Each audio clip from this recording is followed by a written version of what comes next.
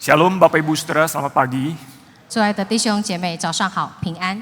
Mari kita belajar firman Tuhan. Kita membuka dari Lukas pasal yang ke-23. 我们一起来思考主的话语。我们来翻开我们的圣经，在路加福音23章。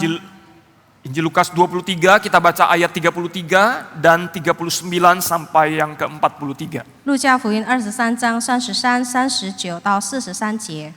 Saya baca dalam bahasa Indonesia terlebih dahulu. 先用印尼语。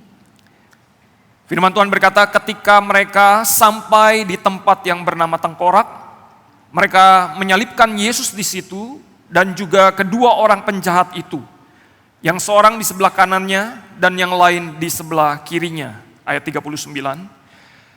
Salah seorang penjahat yang digantung itu menghujat Yesus, katanya, "Bukankah engkau Mesias?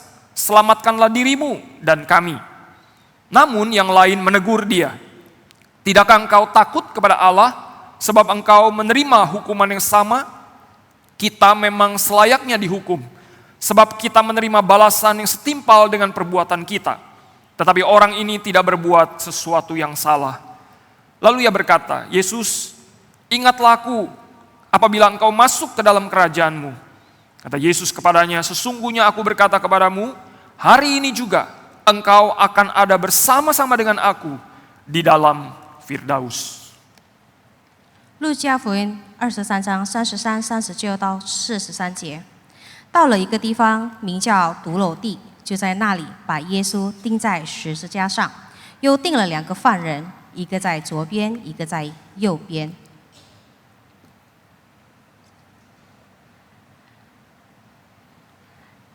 那同钉的2个人，有一个讥诮他说：“你不是基督吗？可以救自己和我们吧。”那一个就应声责备他说：“你既是一样受刑的，还不怕神吗？我们是应该的，因为我们所受的与我们所做的相称。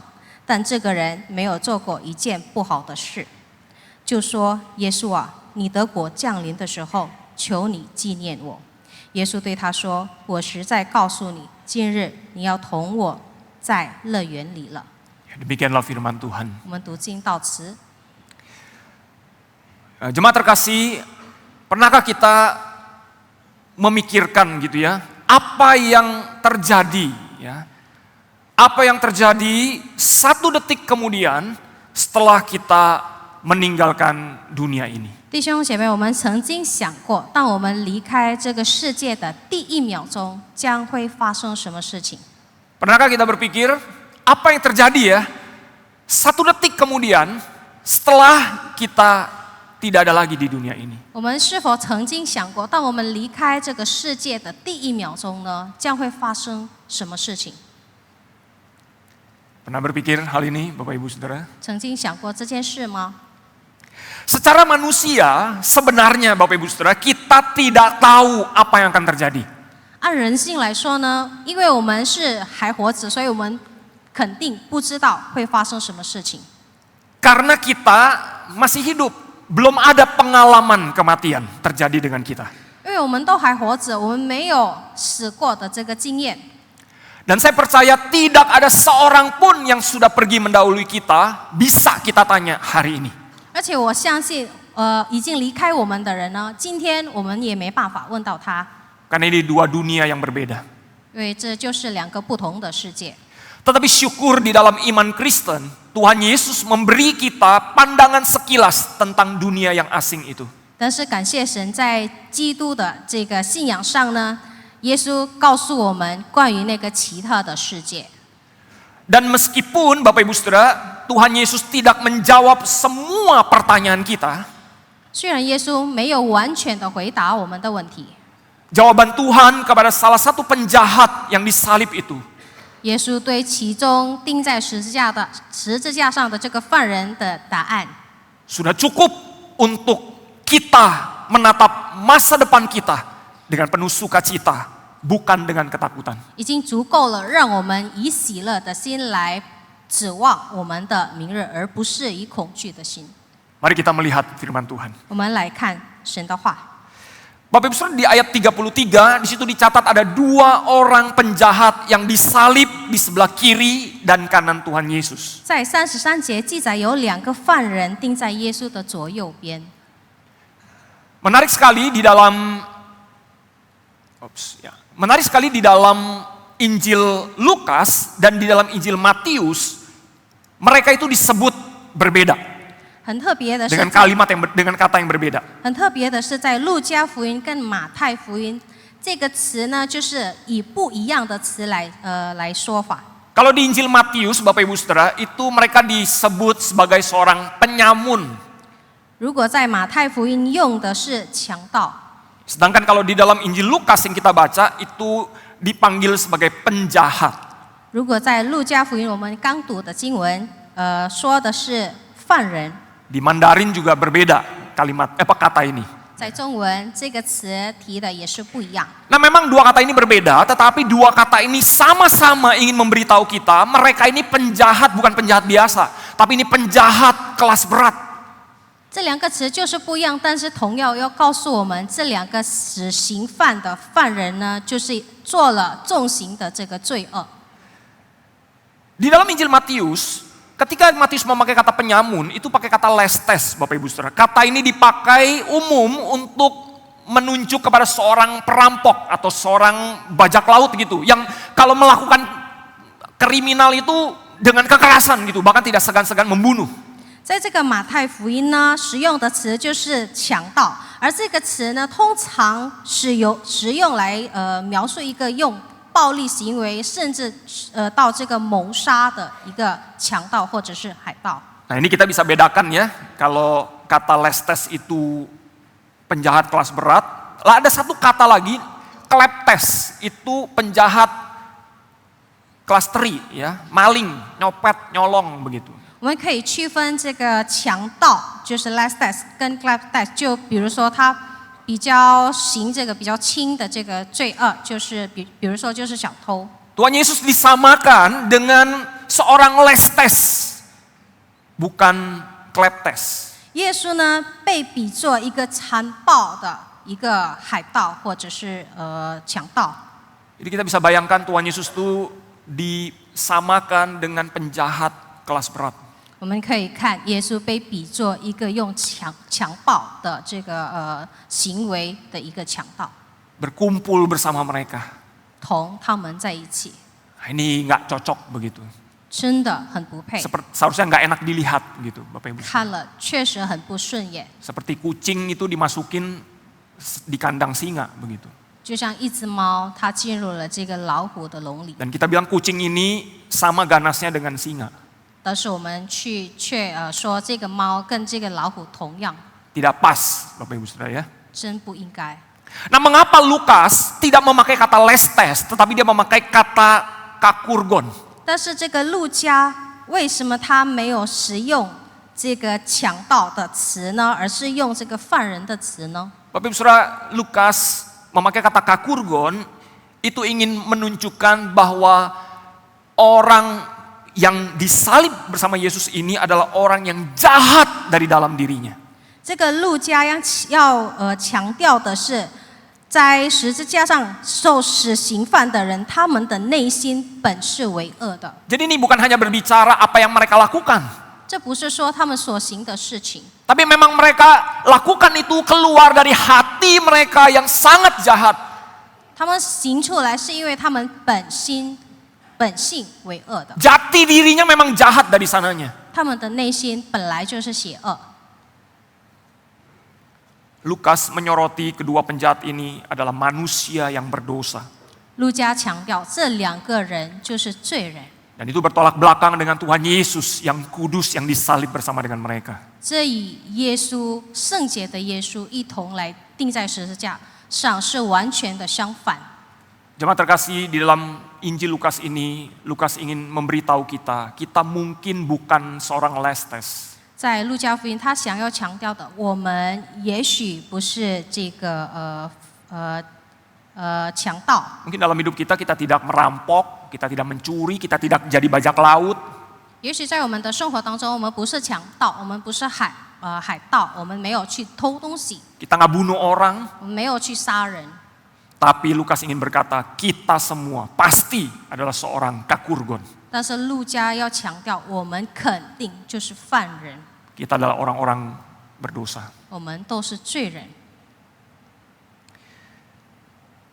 Seharusnya kita juga mendapatkan hukuman salib itu. 我们应该也受这个十字架的 Bapak Ibu 的 Saudara, 惩罚。 hukuman salib itu merupakan hukuman yang paling tinggi pada waktu itu. 弟兄姐妹，这个十字架的惩罚也说明了，已经很极高的这个程度受刑的这个 Hukuman 惩 salib ini 罚。 juga merupakan sebuah indikator yang menunjukkan bahwa tingkat kejahatan para penjahat ini memang sangat serius sekali. 也说明了所犯的罪呢程度已经很严重了。 Dan sekali lagi kita melihat bahwa Tuhan Yesus tidak pantas ada di sana. 我们看耶稣在那里真是不应该不配的， Tapi dia mengambil posisi itu untuk menggantikan kita semua. 但是他上十字架是代替我们。 Saudara, hati kedua penyamun ini atau penjahat ini yang berdosa juga mereka jahat sekali sehingga mereka ikut-ikut mengolok-olok Tuhan Yesus. 这两个强盗的罪恶心呢，也是让他们可以跟着侮辱耶稣。 Waktu saya merenungkan bagian ini, saya tidak habis pikir bagaimana mungkin mereka sedang di dalam posisi yang sedang sakit dan menderita, masih sempat-sempatnya ikut menghujat dan mengolok-olok Tuhan Yesus. 我真想不通，在他们如此的痛苦情况之下呢，他们还来得及来侮辱耶稣。 Kita melihat betapa jahat hati mereka. 我们可以看到他们的心本为恶， Mereka orang-orang yang tidak pantas sebenarnya untuk diselamatkan. 其实他们是不配得救的。 Bahkan salah satu penyamun atau penjahat itu dicatat menghujat Yesus dengan berkata, bukankah engkau Mesias, selamatkanlah dirimu dan kami. 甚至有一个强盗记载说：“你不是基督吗？你可以救自己和我们吧。” Ini bukan sebuah ajakan yang baik. 这不是一个好的教法， Menghujat itu adalah sebuah sindiran yang keras. 这个是很深的一个讥诮。 Sepertinya tidak ada harapan bagi mereka. 好像对他们来说没有什么盼望了。 Tapi kita membaca dalam Alkitab, bagi Tuhan tidak ada yang mustahil. 但是在主里头是没有不可能的事情， Satu hati diubahkan. 一颗心被改变。 Ketika satu penjahat berteriak-teriak mengejek Yesus, penjahat yang lain menegur dia. 当一个犯人就是讥诮耶稣的时候， Tidakkah engkau takut kepada Allah sebab engkau menerima hukuman yang sama? Kita memang selayaknya dihukum sebab kita menerima balasan yang setimpal dengan perbuatan kita. Tetapi orang ini tidak berbuat sesuatu yang salah. 但是另一个就责骂他：“你即使一样受刑的，还不怕神吗？我们是应该的，因为我们所受的惩罚与我们所做的相称。这个人没有做过一件不好的事。” Bapak Ibu, ini sebuah pengakuan yang sangat-sangat indah sekali. 弟兄姐妹，这是多么美好的一个承认！ Dia melihat Yesus dari dekat, 他近距离看见耶 dia 稣， mengenali dosanya, 他认了自己的罪， dan dia mengagumkan kesempurnaan Tuhan Yesus. 并且他荣耀上帝的荣美。 Saya tidak tahu, mungkin saja penyamun ini pernah mendengar Yesus berkhotbah di suatu tempat. 我不知道，也许这个强盗呢，曾经在某个地方或者是某个时间听到耶稣的讲道， Tapi hatinya belum berubah pada saat itu. 但是那时候他的心还没改变。 Oh, anugerah yang sangat indah dia terima. Karena di detik-detik akhir hidupnya, keselamatan itu dinyatakan kepada dia. 他在生活最后生活的结局呢，他蒙受了极大的恩典。 Ketika hidupnya akan berubah selama-lamanya ke dalam kekekalan penghukuman yang kekal itu. Tetapi dia mengalami pembaharuan. 他即将面临这个永恒的惩罚，但是那时候他的心就得到了改变。 Saya rasa tidak ada hadiah atau kesempatan yang paling terindah yang diterima oleh penyamun ini. 我想是没有更好的机会让他可以接受的。 Kematian selama-lamanya, kebinasaan yang kekal, itu udah di depan mata. 这个永恒的惩罚已经在眼前了， Tapi dia berubah haluan. 但是他就转向， Karena anugerah Allah bekerja di dalam hidupnya. 因为上帝的恩典临到他身上。 Bapak Ibu, Alkitab tidak mencatat detil perubahan hatinya. 弟兄姐妹，这个圣经并没有记载他心态的详细改变， Tapi kata-katanya sangat tajam dan menunjukkan sebuah refleksi yang sangat dalam sekali. 但是通过他所说的话，可以知道他是有这个深刻的反思。 Bapak Ibu, penjahat ini bertobat.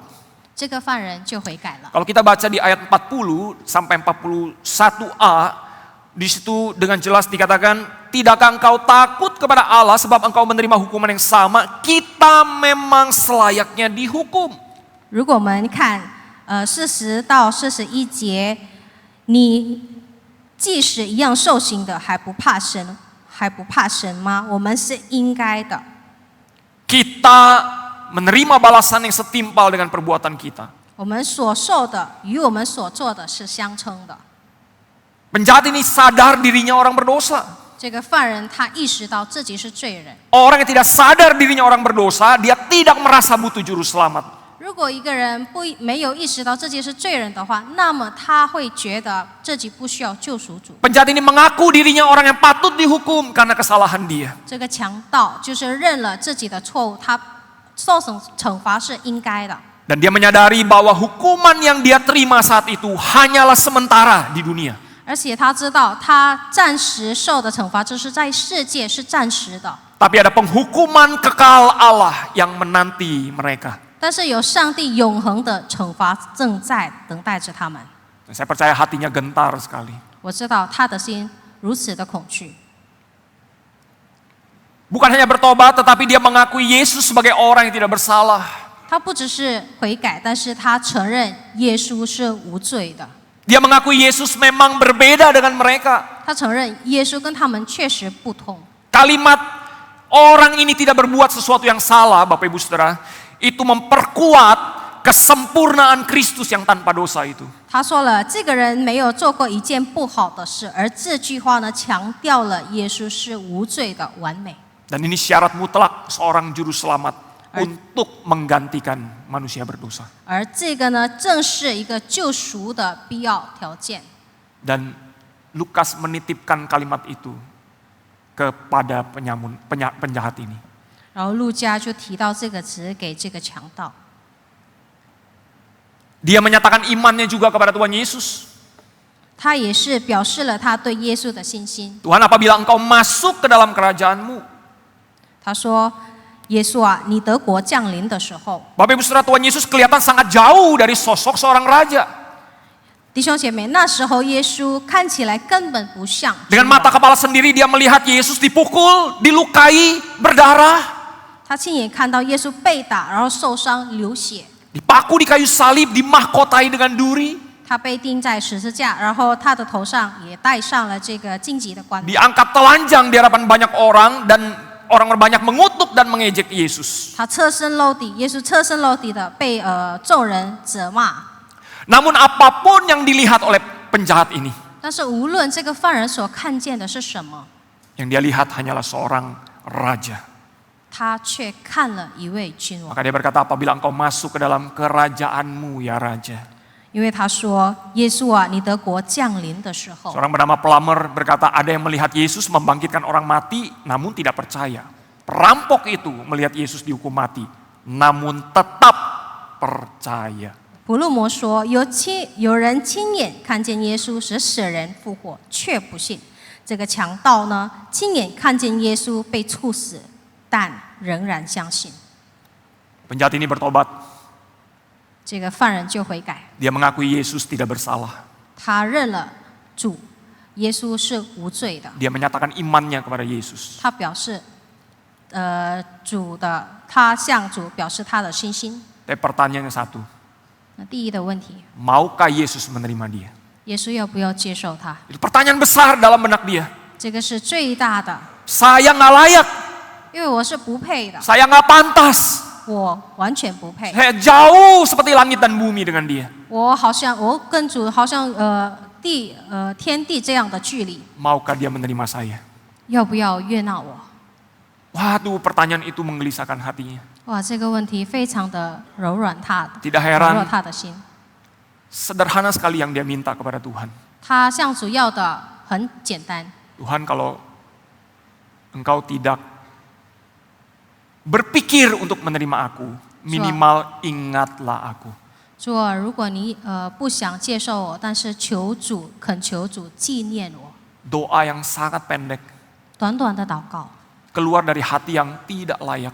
但是出自于一颗不配的心。 Seluruh hidupnya dipertaruhkan di bawah belas kasihan Tuhan. 他把整个生命都放在耶稣的怜悯之下。 Doa yang pendek, Bapak Ibu Saudara. 短短的祷告， Harapan yang sederhana sekali. 简单的盼望， Hati yang putus asa sekali. 绝望的心， Tapi